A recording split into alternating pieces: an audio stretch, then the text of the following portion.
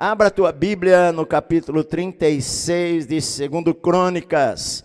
E hoje é a última palavra sobre os reis de Israel. 20 domingos, 20 semanas foi pregado sobre os reis de Israel. 5 meses praticamente, você ouvindo sobre os reis de Israel. E hoje essa é talvez uma das histórias mais tristes na história de Israel.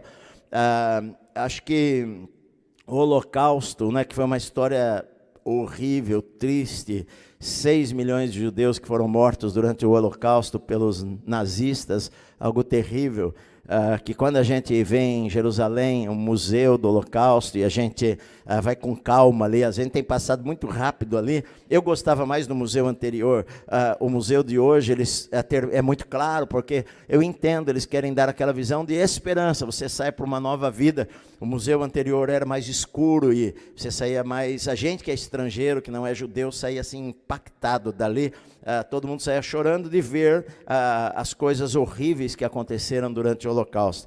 E esse foi um período também extremamente triste na história de Israel, no Velho Testamento, no capítulo 36 de 2 Crônicas. Eu vou ler apenas versículos 11 ao 23.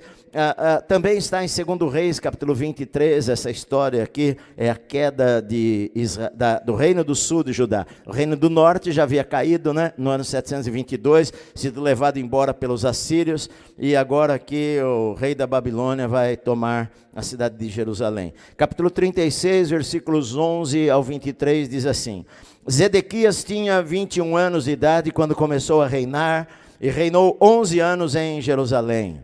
Zedequias fez o que era mal aos olhos do Senhor seu Deus, e não se humilhou diante do profeta Jeremias, que falava da parte do Senhor. Também se rebelou contra o rei Nabucodonosor, que o tinha obrigado a jurar fidelidade em nome de Deus. Foi teimoso e tanto endureceu seu coração, que não voltou ao Senhor Deus de Israel. Também todos os chefes dos sacerdotes e o povo aumentavam mais e mais as suas transgressões, segundo todas as abominações dos gentios. E contaminaram o templo que o Senhor tinha santificado em Jerusalém. O Senhor Deus de seus pais sempre de novo falou-lhes por meio dos seus mensageiros, porque teve compaixão do seu povo e da sua própria morada. Mas eles zombaram dos mensageiros de Deus, desprezaram as palavras dele e debocharam dos seus profetas, até que a ira do Senhor veio sobre o seu povo e não houve mais remédio. Por isso, o Senhor trouxe contra eles o rei dos caldeus, que matou os seus jovens à espada na casa do santuário deles.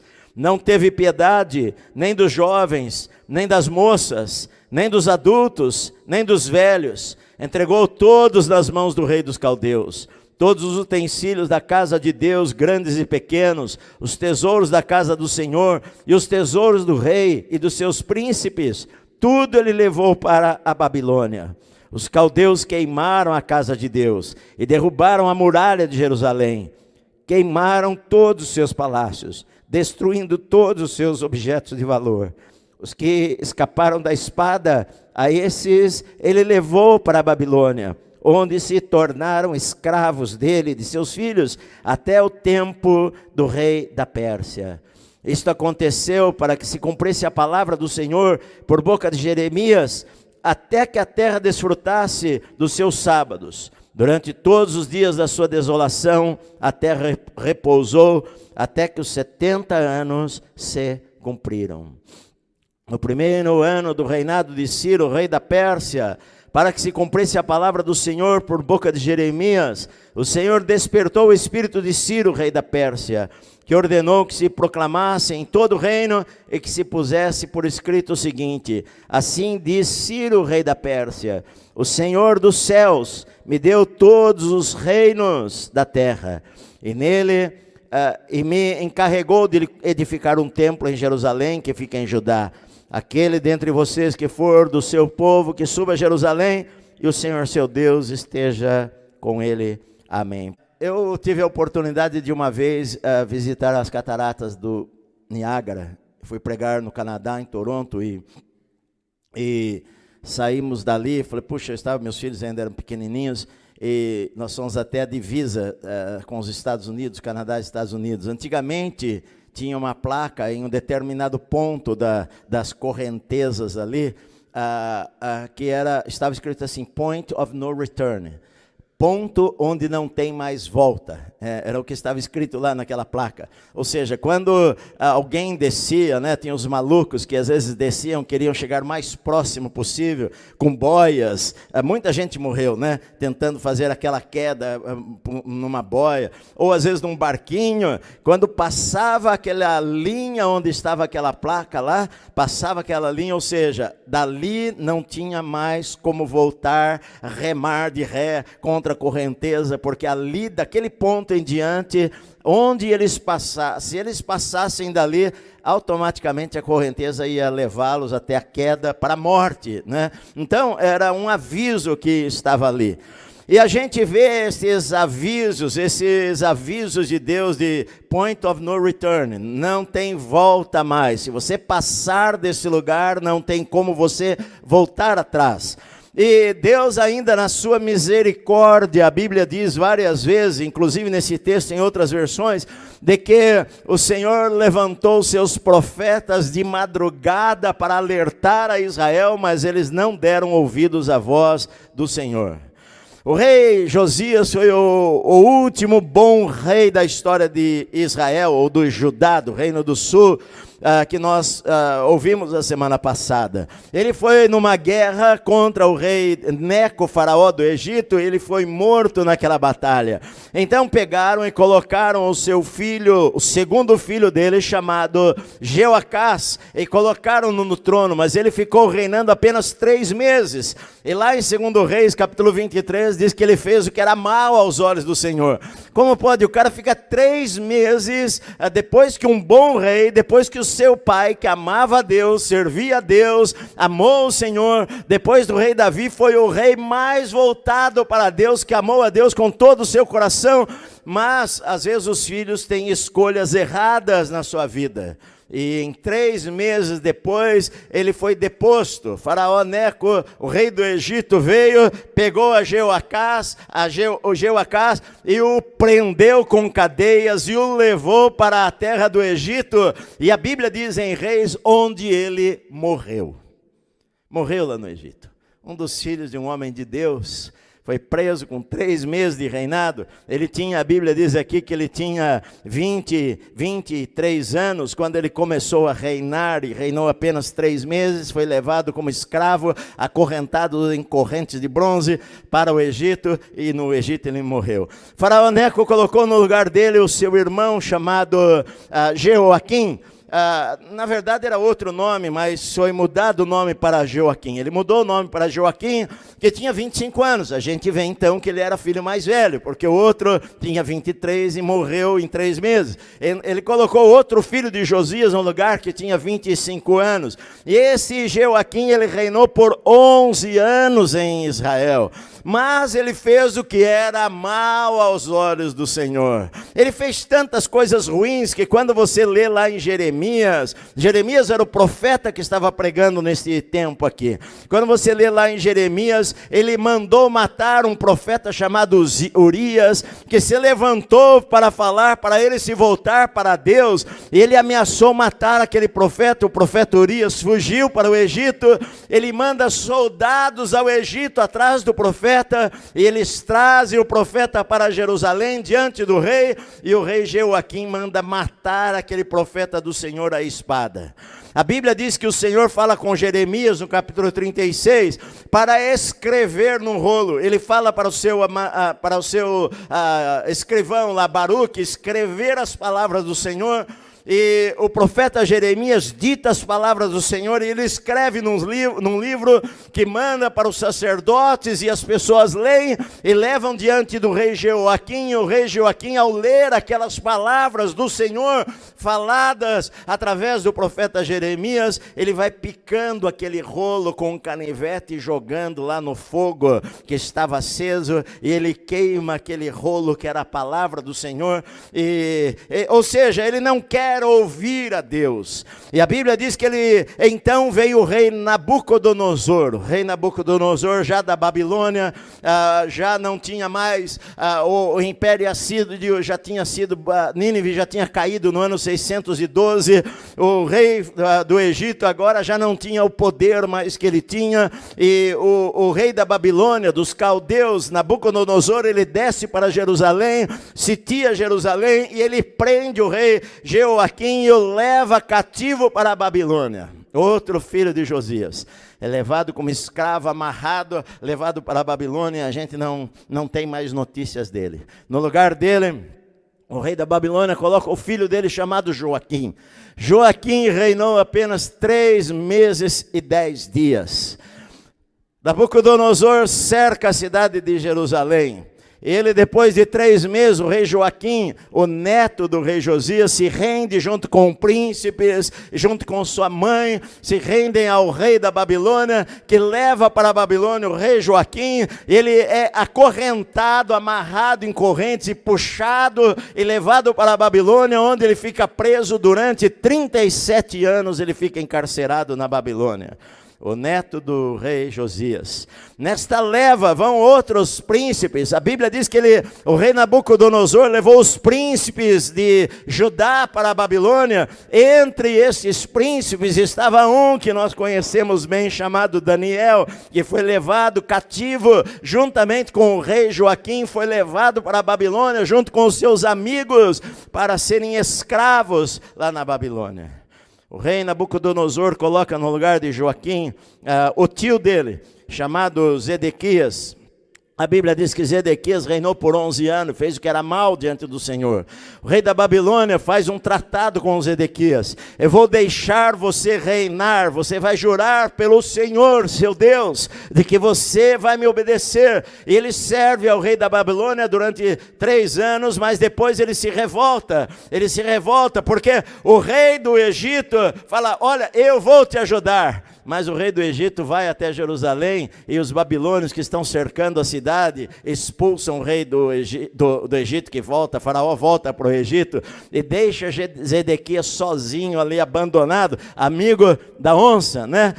Vai lá, vamos juntos, se rebela. E ele se rebelou e o rei do Egito não conseguiu ajudá-lo. Nabucodonosor cerca a cidade de Jerusalém. O rei de Zedequias consegue fugir com alguns soldados e foge para o deserto. Ele é preso nas campinas. Os soldados da Babilônia vão atrás dele. Olha a cena, olha. Ele é preso nas campinas de Jericó, trazido até o rei Nabucodonosor, que lhe dá uma sentença. E então pega os filhos do rei Zedequias e mata todos os filhos do rei Zedequias diante dele, e então fura os seus olhos. A última visão que o rei Zedequias teve foi ver os seus filhos sendo mortos diante dos seus olhos, e então os caldeus furam os seus olhos, colocam correntes sobre ele e levam-no cativo para a Babilônia. E a gente não tem mais notícia do rei Zedequias. Ele morre como escravo naquela terra lá. Então Nabucodonosor invade a cidade de Jerusalém, derruba as muralhas da cidade. Ele derruba, toca fogo no templo do Senhor, no templo de Salomão. Toca fogo nas casas em Jerusalém. A Bíblia diz lá em Reis que ele queima todas as casas em Jerusalém. Ele queima os palácios, o palácio onde Davi morou e os reis de Israel moraram em Jerusalém. Ele queima tudo aquilo lá. Ele pega os utensílios do templo, os copos de prata, de ouro que os sacerdotes usavam, e leva embora para a Babilônia, junto com toda a riqueza que havia ali em Jerusalém. A Bíblia diz que ele deixa apenas na terra de Judá as pessoas mais pobres para serem vinhateiros e agricultores e cuidarem da terra, mas ele leva cativo para a Babilônia centenas e milhares de judeus que são levados cativos para lá. para cumprir a palavra do Senhor, que havia falado através dos seus profetas, que haveria um ponto em que não haveria mais volta. Tem um ponto na vida das pessoas que não tem mais volta, porque Deus, Ele vai avisá-los. E há uma...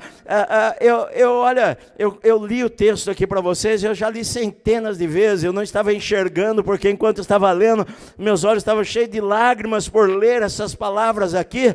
Eu estava tentando focar, porque eu vejo a misericórdia de Deus. Olha só o que a Bíblia diz: o Senhor Deus de seus pais, no versículo 15, sempre de novo falou-lhes por meio dos seus mensageiros, porque teve compaixão do seu povo e da sua própria morada.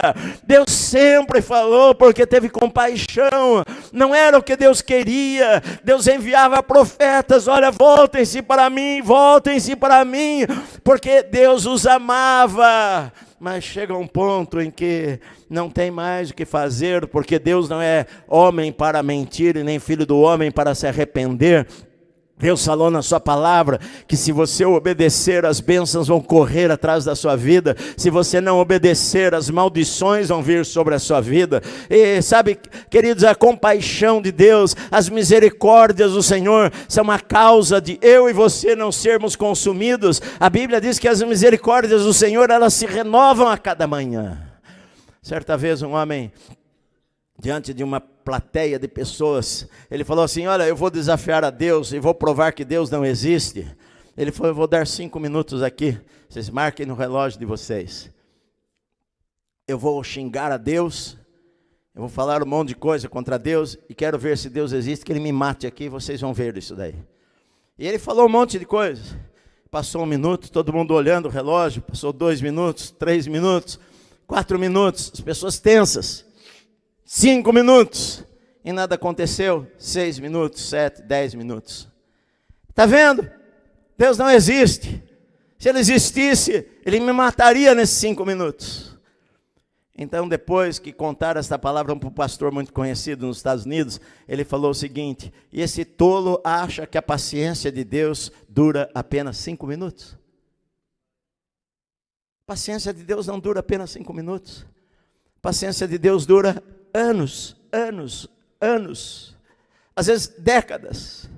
Para Israel demorou quase 400 anos, desde Salomão, desde o ano 950 a.C., nós estamos no ano 586, quando Jerusalém é invadida, e Nabucodonosor, ele deixa Jeremias lá, Jeremias não foi levado cativo para a Babilônia, porque Jeremias pregava, porque vocês precisam se render ao rei da Babilônia, vocês precisam se render, o Senhor está falando isto, senão Ele vai destruir tudo.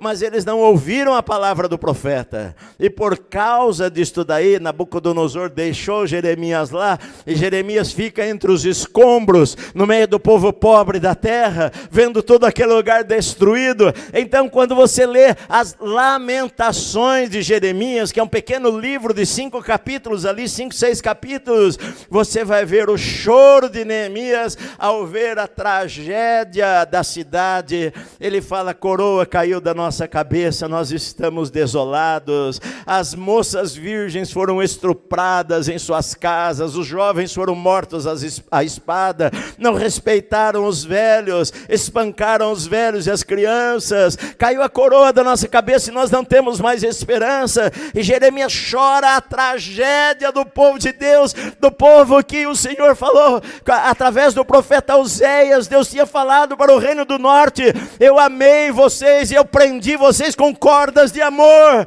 volta para mim, mas vocês não voltaram, e rejeitaram a Deus, e endureceram o coração diante do Senhor, embora o Senhor falou, e falou, e falou, e teve paciência, e Deus é paciente, e muitas vezes nós nos revoltamos contra Deus, e pensamos: nada acontece. Sabe por que nada acontece? Porque Deus é misericordioso, e Ele espera que você se arrependa, Ele dá tempo para você se voltar para Ele, Ele dá tempo para você falar: eu estou errado, eu preciso acertar a minha vida, eu preciso me voltar para Deus, eu preciso voltar para a igreja, eu preciso voltar a servir, eu preciso amar a Bíblia. Deus dá tempo para você. antes da queda, antes que você morra. Porque na nossa vida, meus amados, também vai chegar um momento em que a gente não vai mais ter tempo para nada.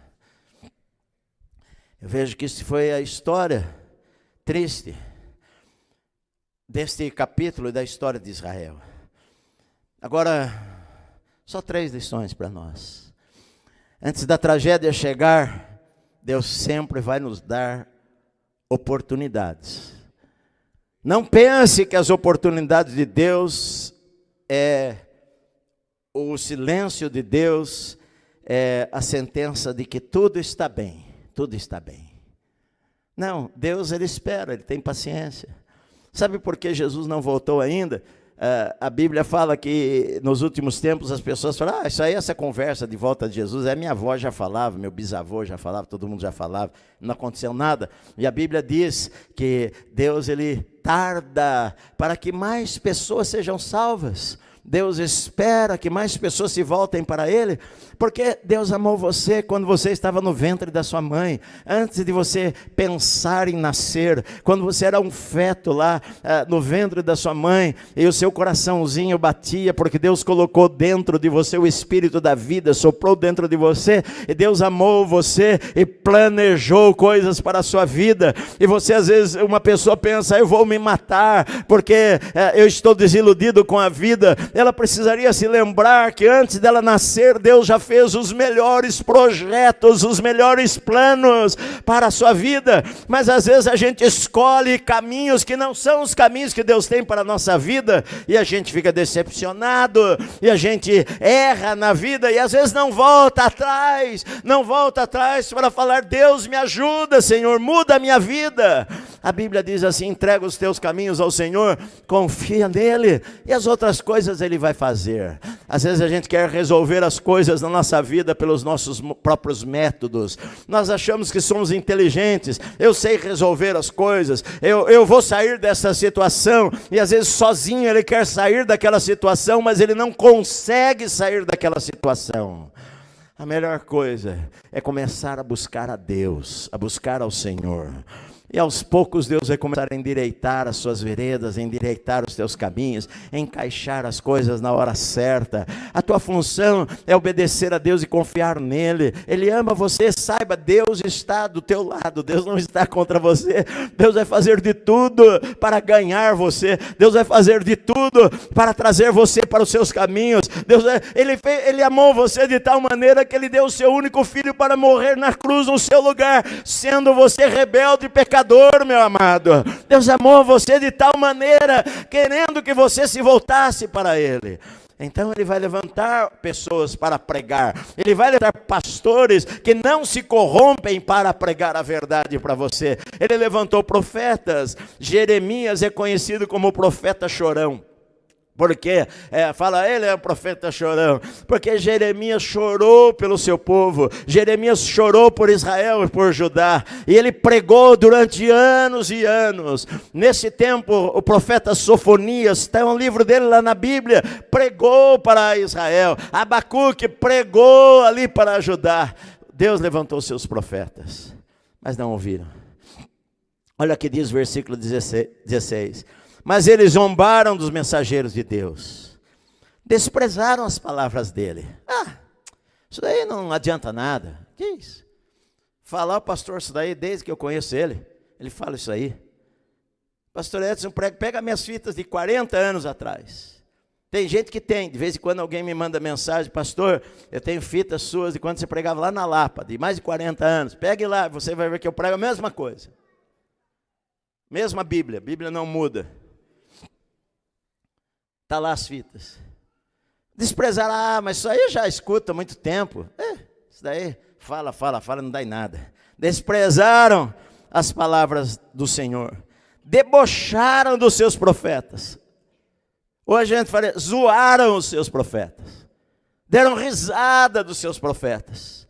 Até que a ira do Senhor veio sobre o seu povo e não houve mais remédio.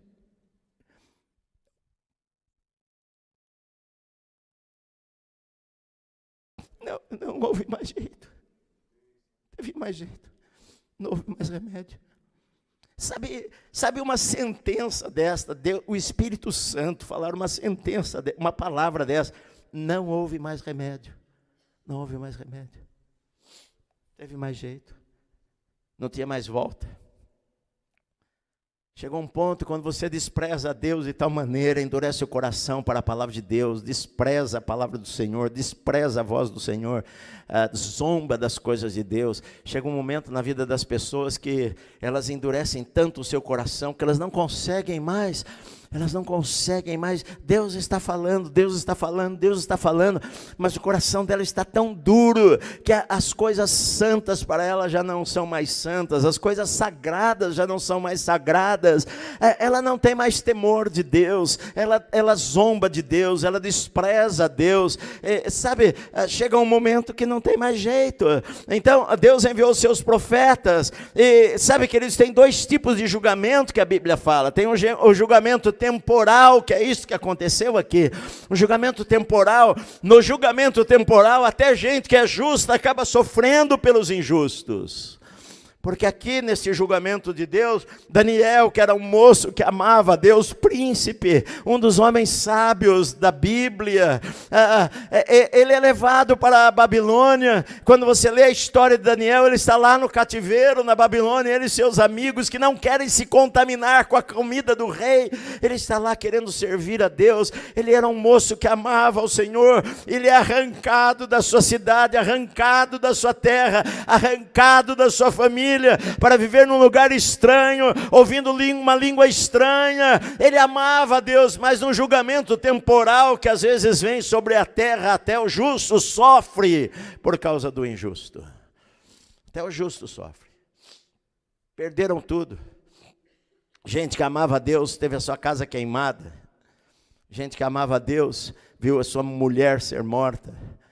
Gente que amava a Deus foi acorrentado e puxado como um animal para longe da sua casa, por causa da desobediência geral da nação para com o Senhor. Só que tem um julgamento eterno também. Quem mais falou sobre o julgamento eterno foi Jesus, que falou sobre o julgamento eterno. Tem muita gente que ouve e fala, Jesus é amor, Deus é amor, esse não é o Jesus que eu conheço. Não, você não conhece a Jesus, você tem que ler mais a Bíblia, porque Jesus foi a pessoa que mais falou sobre o inferno. Jesus falou sobre o julgamento final.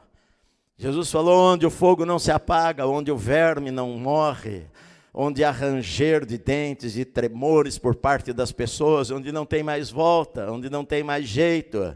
Jesus contou aquela parábola do rico e Lázaro, quando aquele homem rico que gastava sua vida longe de Deus, não tinha misericórdia no seu coração para uma pessoa que estava caída na porta da sua casa, mendigando, que os cachorros vinham lamber, cachorros do mato, selvagem, não era espécie de estimação não, os cachorros do mato, selvagens, vinham lá lamber as feridas dele, e ninguém lhe dava uma migalha ali. Aquele homem que saía nessa carruagem imponente, não tinha temor de Deus no seu coração, a sua vida era só farra, a sua vida era só festa. Acontece que chega uma hora que a pessoa vai morrer, e depois disso é Jesus que conta esta parábola, esta história, e usa um nome. E quando Jesus usa o nome de Lázaro, muitos acreditam que nas parábolas Jesus nunca usava o nome, que esta pode ser uma história verdadeira que aconteceu durante o Velho Testamento. E Jesus, conhecendo o reino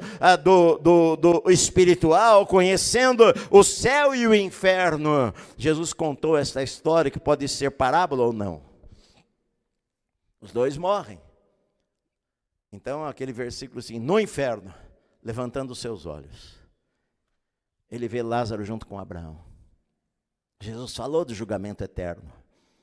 Jesus falou que eu e você um dia vamos prestar contas a Ele. A única coisa que nos livra do julgamento eterno é nós crermos em Cristo e recebermos a Cristo como nosso Salvador e Senhor, que morreu pelos nossos pecados. Era para eu morrer. A cruz era para ser para mim, era para ser para você. Mas Jesus falou, não, eu tomo o lugar dele, deixa que eu entro no lugar dele, ele não precisa pagar nada, eu pago o preço pelo Edson, eu pago o preço pela Maria, eu pago o preço pelo João. Alguém que nunca pecou não deveria ser julgado desta maneira, mas ele pagou o preço no meu lugar, por isso que ele gritou lá na cruz, tetelestai, ou seja, está consumado, está pago por completo. A única maneira de um homem ser salvo, de uma mulher ser salva, é pela fé em Cristo Jesus, é crer que Jesus morreu pelos seus pecados, é a única maneira de alguém ser salvo, meu amado. Jesus mesmo, ele falou, eu sou o caminho, a verdade e a vida, e ninguém vem ao Pai a não ser por mim. Não existe ecumenismo, meu querido, não existe que todas as religiões são boas e levam para Deus. Isso é uma mentira do diabo, não acredite nisso daí, porque se você acreditar nisso, um dia você, depois quando você morrer, vai ter a maior surpresa da sua vida. Segunda coisa, o tempo de se voltar para Deus é hoje, porque amanhã pode ser tarde demais. Amanhã pode ser tarde demais. Eu me lembro quando eu era adolescente, eu me converti. Nós tínhamos um grupinho pequeno, nossa igreja era muito pequenininha. O grupinho nosso de mocidade era mocidade e adolescente juntos. Eu tinha 15 anos, eram ali 20 pessoas, 15. Nosso grupo de mocidade e adolescentes eram uns 12, 15. E tinha uma menina lá que abandonou a Deus. Nós fomos na casa dela, a gente fazia visitas, né? E fomos na casa dela e falávamos com ela. Ela começou a namorar um rapaz não crente e começou a deixar de ir na igreja por causa do namorado dela. E nós falávamos, íamos visitá-la e falávamos para ela, mas ela não deu ouvido. Até que um dia nos avisaram, ela tinha tido com o namorado dela um acidente de moto e tinha morrido. Eu não sei o que passou na cabeça daquela moça na última hora, porque o Espírito Santo pode falar para ela, ela pode ter se arrependido e ido para o céu. Mas foi morte instantânea. Bateu de frente com um caminhão e os dois morreram. Quando nós fomos no enterro, eu vi aquela moça lá, que era nossa amiga. Eu, adolescente, ainda novo convertido, pensei, meu Deus, onde que será que ela está agora? Não sei. Às vezes para muitas pessoas não tem mais volta, é tarde demais. Que nem para aquele homem lá da história que Jesus falou, que ele falou, o meu campo produziu muito esse ano, eu já sei o que eu vou fazer. Ele tinha projetos, ele tinha futuro. Eu vou derrubar esses celeiros, vou fazer celeiros maiores, então vou guardar tudo lá em celeiros maiores. Então não vou precisar mais nem trabalhar. Eu vou falar, alma, descansa, regozija-se, viaja, passeia, aproveita a vida. E a voz do Senhor falou, olha, tolo, esta noite vão pedir a tua alma, o que você tem preparado para quem será. Às vezes pode ser tarde demais.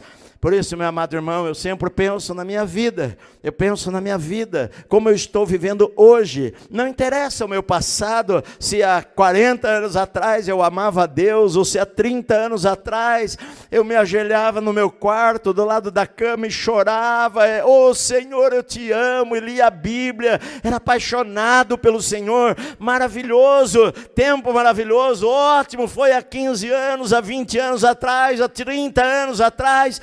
Mas na minha vida o que eu sempre analiso, meu coração, o que importa é hoje, meu amado, é hoje. Eu posso andar com Deus 50 anos e perder o meu coração e ser enganado, como um dos irmãos pregou aqui, o Tiago Brunet falou sobre a semente que caiu em solos lá, e às vezes as coisas da vida, às vezes as riquezas, às vezes os problemas, às vezes aquilo que o diabo coloca diante de nós, os amigos, às vezes a família, às vezes eu querer ganhar um pouco mais, eu vendo a minha alma por um prato de lentilhas, eu vendo a minha salvação em troca da corrupção, e porque eu vou ganhar um pouco mais de dinheiro, e os anos se passam, e eu perco aquele coração puro diante de Deus, e eu me torno um igrejeiro apenas. Igrejeiro. Quantas pessoas eu vi ao longo dos meus anos de pastor, que amavam a Deus, talvez mais do que eu amava a Deus, e hoje eu não sei onde estão. Muitos se venderam. Sabe por quê? Porque as coisas não acontecem de repente em nossa vida, meu amado. São aos poucos, passo a passo, devagar. O diabo não tem pressa. O diabo não tem pressa. Falei para vocês, eu vi uma vez uma história, é uma parábola, né? O diabo estava lá, ele não vive no inferno, ele estava lá no reino espiritual. Ele vai ser lançado no inferno um dia, a Bíblia diz. O diabo estava lá e chamou 3 demônios, falou, queria que vocês enganassem as pessoas para eles não servirem a Deus. E um demônio dá uma ideia, falou, vamos falar que Deus não existe. E o diabo falou, grande ideia. Aí ele falou, bom, mas Deus colocou a eternidade no coração das pessoas. As pessoas anseiam por Deus. As pessoas querem conhecer a Deus. Nem todos vão acreditar que Deus não existe. Vai ter gente que vai falar, não é possível que Deus não exista. Deus deve existir. Aí o outro falou, vamos falar que Jesus não existe. Que não tem nada que vai preencher o coração. Eu falei, não, mas também não é uma boa ideia. Aí o terceiro demônio falou assim, vamos falar que não tem pressa. Vamos falar para eles, deixa para depois. E o diabo falou, essa é a melhor ideia. Vamos falar, não tem pressa, amanhã, depois você se decide. Deixa quando você ficar mais velho, curta a vida primeiro. Um dia você vai se voltar para Deus. E na verdade, nesta ideia, milhares de pessoas estão no inferno hoje, porque chegaram num ponto que não tinha mais o amanhã. Perderam tudo antes da hora. Sobretudo que se deve guardar, guarda o teu coração, meu amado. Guarda o seu coração. Não busque as coisas desta terra. Você sendo crente, você amando a Deus, Deus fala que vai abençoar você, Ele vai prosperar a tua vida. Deus quer te dar uma vida boa, uma casa boa, um carro bom, uma esposa, um marido maravilhoso, filhos. Deus quer abençoar você. Ele prometeu que se você obedecer, a bênção vai correr atrás de você. Você não precisa se curvar a coisas que você não deve se curvar. Você pode obedecer a Deus e o Senhor vai abençoar a sua vida. Amém, meu amado? Não houve mais remédio.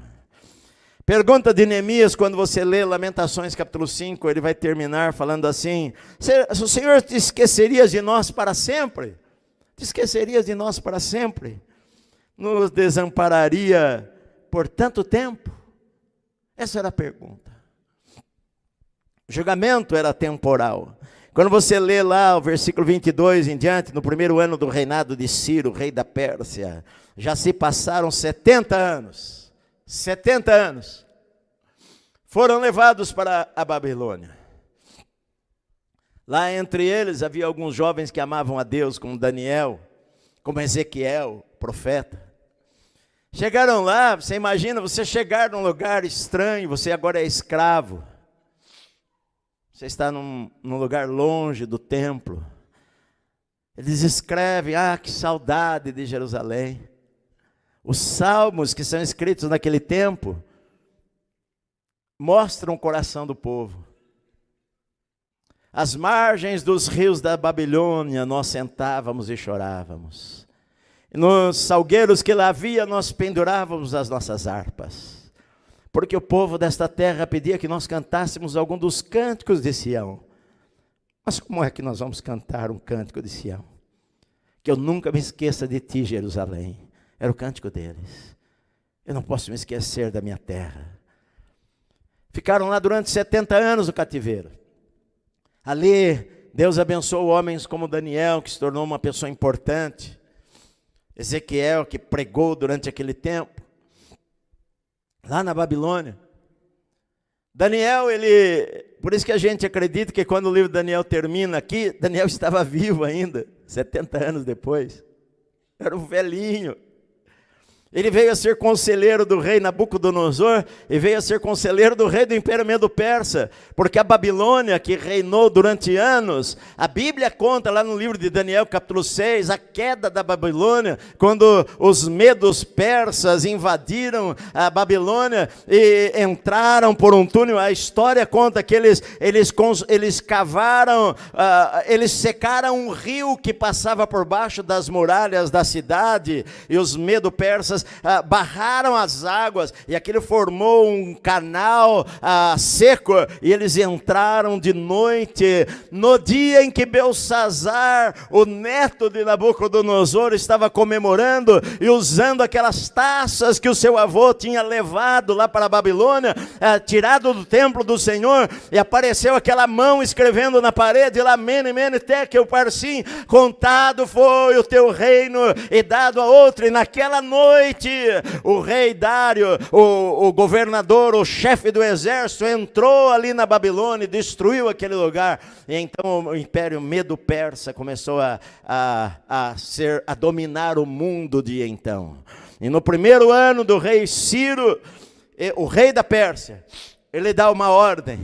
Ele fala: o Senhor colocou no meu coração para que se construa a casa de Deus lá em Jerusalém, que foi destruída, e quem quiser voltar para lá, pode ir para lá. E a Bíblia diz que então milhares de judeus a quem Deus tocou no seu coração, voltaram para a Babilônia, cantando e adorando a Deus. Com eles voltou um homem chamado Josué, sumo sacerdote, Zorobabel, que se tornou governador daquela terra, depois foi para lá Esdras, depois foi para lá Neemias, construir os muros da cidade. 70 anos haviam se passado no cativeiro, mas a Bíblia sempre termina com uma palavra de esperança, meu amado, de que pode ser sim, enquanto você respirar, você tem a chance de quebrar o teu coração e de se voltar para Deus.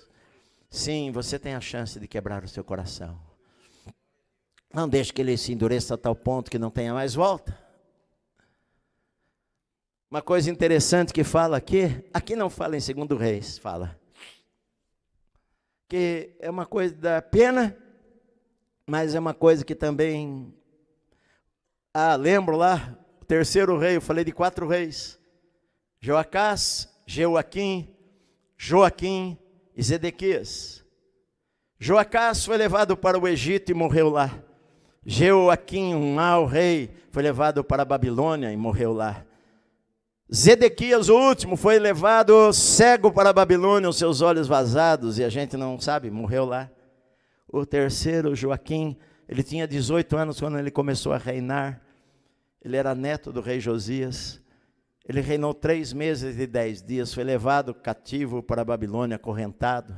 Ficou preso 37 anos lá, até que um dia o rei Ciro, o rei, mandou solte o rei lá de Judá. E soltaram e o levaram para o palácio, e a Bíblia diz que a partir daquele dia, ele comia pão na mesa do rei todos os dias, ele comia com o rei todos os dias, porque o rei teve misericórdia dele, mas mais do que o rei ter misericórdia dele, era uma palavra de Deus para nós, porque naquele tempo havia Daniel e outros homens que continuaram pregando, e Joaquim deve ter entendido a mensagem, deve ter se arrependido no seu coração. E Deus sempre quer dar uma esperança, uma luzinha no fim do túnel lá. Olha, se você se voltar para mim, eu vou abençoar a tua vida, eu vou dar a você uma nova oportunidade, eu vou dar a você uma nova chance. Esse é o desejo do coração do Deus que nós servimos. Tem gente que pensa, como é que Deus pode? Como é que Deus pode cirar? Como é que Deus pode? Não, Deus, Ele é paciente, paciente, paciente, paciente, paciente, paciente com você, comigo. Se Deus não fosse paciente comigo, eu já teria morrido há muito tempo. Se Deus falasse assim, Edson, se você errar, eu vou matar você, eu já estaria morto e você também. Deus não estaria dando mais chances para nós, mas Deus dá chance para nós, para que a gente volte para Ele. Na verdade, eu acho que é uma coisa que eu e você precisamos fazer, sempre analisar a nossa vida, sempre sondar o nosso coração. Sabe, Senhor, eu não quero perder o meu coração de amor ao Senhor por nada, eu não quero que nada mude o meu coração de ser crente de verdade, ser crente. Quantas histórias ao longo dos anos, falei para vocês daquele Richard Dort, que não me sai nunca da cabeça, ele já morreu alguns anos atrás, dele lá preso, e falaram, olha, a única coisa que eu queria nesta cadeia, aqui na penitenciária, por ter feito coisas erradas, pastor, foi preso nos Estados Unidos, A única coisa que eu queria era ser cristão, era ter o meu coração como eu tinha quando eu tinha 20 anos de idade. Eu não tinha ambições de ser grande, eu só queria servir a Deus, só queria trabalhar para o Senhor, só queria falar de Jesus nas ruas, na praça, só queria ser cristão. Às vezes, ao longo dos anos, tantas coisas iludem as pessoas, iludem pastores, iludem homens de Deus, que já foram homens de Deus. Eles perdem a noção. Sabe, eu falo o seguinte, nós estamos hoje, tem eleição, nós não somos apolíticos, nós queremos votar em candidatos que, não precisa ser crente, mas que a gente acredita que seja honesto, e que defenda valores que a Bíblia diz, mas que são valores para toda a sociedade, que nós sabemos que são valores bons para a sociedade.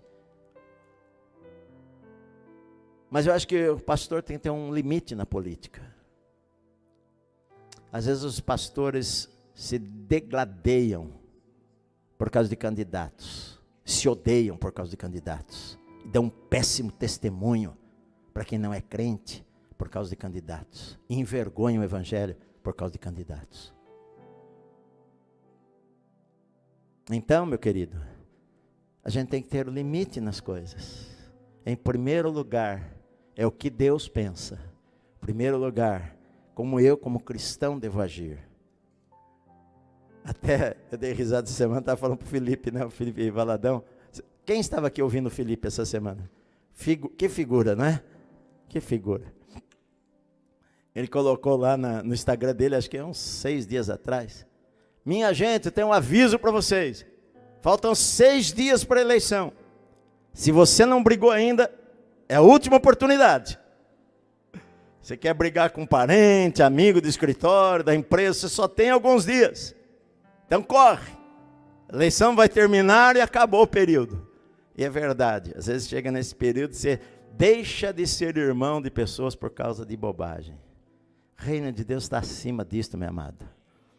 O reino de Deus, se o Coliseu não parou a igreja, os leões não pararam a igreja, os políticos, os imperadores não pararam a igreja, ninguém para a igreja. A cidade de São Paulo teve todo tipo de prefeito, não parou a igreja. Governo, Brasília não para a igreja, Supremo Tribunal Federal não para a igreja.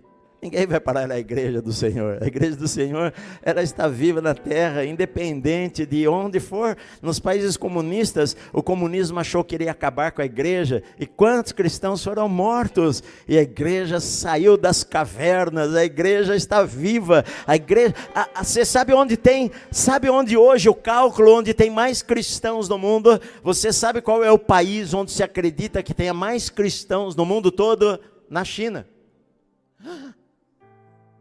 Na China, um país fechado, mas a igreja está nas casas, a igreja está nos lugares escondidos. A igreja, se acredita que na China tem mais de 300 milhões de crentes esparramados por todo o país, que amam a Deus e servem ao Senhor, independente de regime político, independente de quem vai governar, eles estão lá servindo a Deus e amando a Deus.